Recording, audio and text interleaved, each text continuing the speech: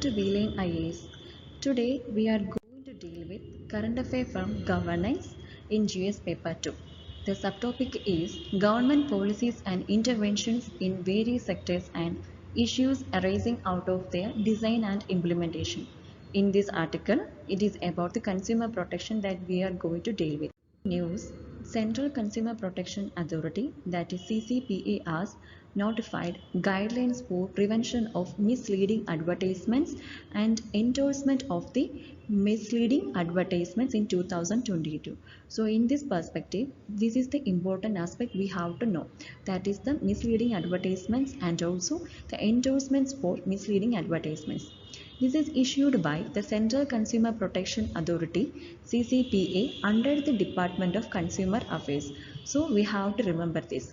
CCPA is working under the Department of Consumer Affairs, and also its objective is to curb misleading advertisements and they protect the consumers who may be exploited or affected by such advertisements. Actually, this misleading advertisement is mainly related to the children's. There are some advertisements or the ads are there which is focusing on the children's, and also they are exploited by or influenced by the famous personalities from the movies, sports, and also the cartoons. So the people will use all these personalities for the advertisements in order to attract the children. So it will leads to the exploitation of the consumers. So moreoverly, we know that the children are not the persons who are going to buy the things from shops. Their parents are going to buy the things. So it is to maintain or to curb the misleading advertisements and protect the consumers.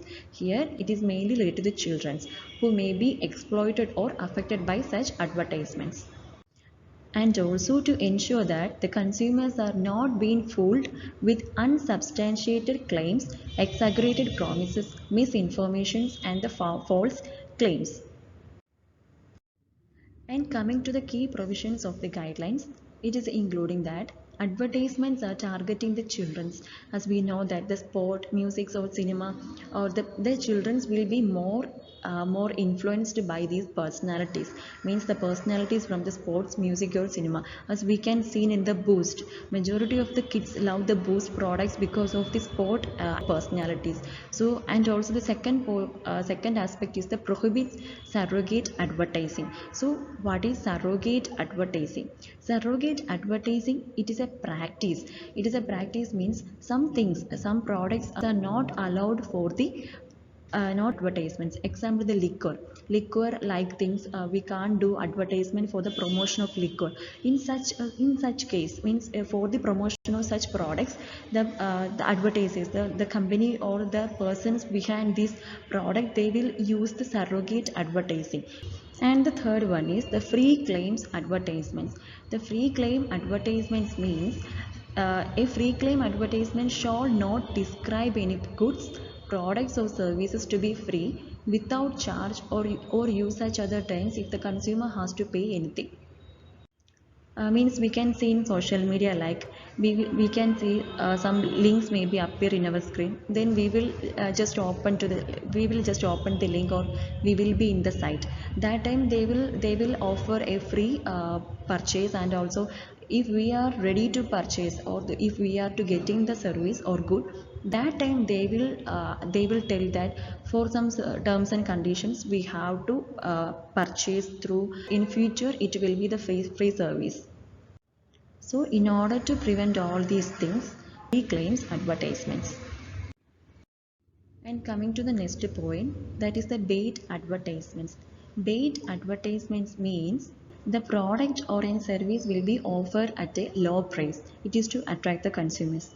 But once we enter into the site, or once we reach that platform, then they will notify that the offer closed. So we can't purchase that. That time we will be in that particular site or in the particular shop, means in the online platform. That time we will notice the other products around that particular object. So then we will purchase the other thing. So it is a type of method to attract the consumers. So according to these provisions, the bait advertisements we can't do, means they can't continue the bait advertisements. And the next one is the BAS deceptive advertisements. Guidelines bar the omission of material information that makes advertisement deceptive and helps conceal their commercial intent. The omission means they will provide less data about the particular product. They will not give complete details about the product. Point is the guidelines bar Indian citizens living abroad. Means the such advertisements that have been barred for Indian professionals living in the country.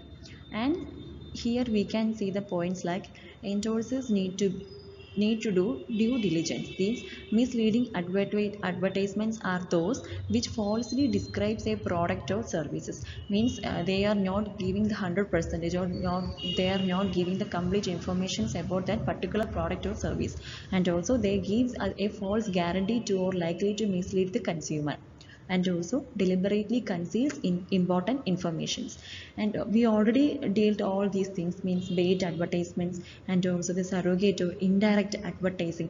The surrogate or indirect advertising means some products are not allowed for the advertisements like liquor, but they will do indirect advertising. Maybe they will use some music videos or some any other theme they will use, and they will just advertise their product. And also the free claims advertisements, it is only to attract the people in their particular shop or in the online media, that is the online platform for the shopping.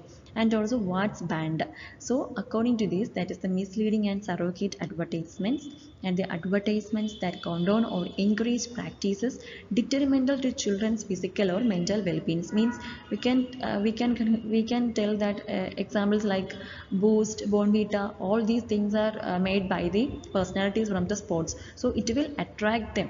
And also majority of the children, they just have milk only with the presence of Boost, otherwise they will not have the milk.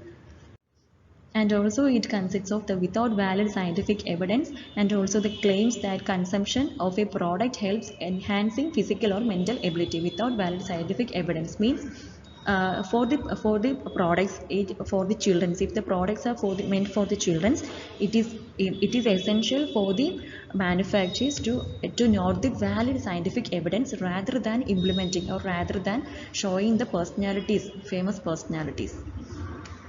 And the advertisements targeting children that develop negative body image, it is like beauty conscious, and also it is like a discrimination.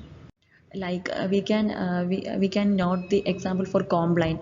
They are just showing like height issues, weight gain issues, just like that. And also the advertisements giving impressions that advertised products are better than natural or traditional food. And also the disclaimers by manufacturers and advertisers. Disclaimers must be in the same language and font size as the main ads. And also audio visual ads voice over must be clear and not quick ones. Owners or promoter in the companies need to disclose their stake. And responsibility of endorsers. The endorsers need to do due diligence to gain adequate information of the product. So these are the important key provisions for the guidelines. And what happens if they violate these guidelines? That is the penalty for violating these guidelines. CCPA can impose a penalty of 10 lakh on the manufacturers as well as advertisers and the endorsers for any misleading advertisements. And also if they violated again and again, then the CCPA may impose a penalty up to 50 lakh. And also authority can prohibit the endorser for a misleading advertisement from making any endorsement for up to 1 year. If they again doing the same mistake, then the prohibition will be extended up to 3 years. So the coming to the next point, that is the rights of consumer. This is the last section of today's discussion. The rights of consumers, it mainly includes the 6 consumer rights, means have been defined in the Act, including the right to safety and right to be informed, right to choose, and right to heard, right to seek redressal, and right to consumer education. So all these six rights will be implemented or achieved by these new guidelines. So this is the today's end of discussions. I hope you all got it. Thank you.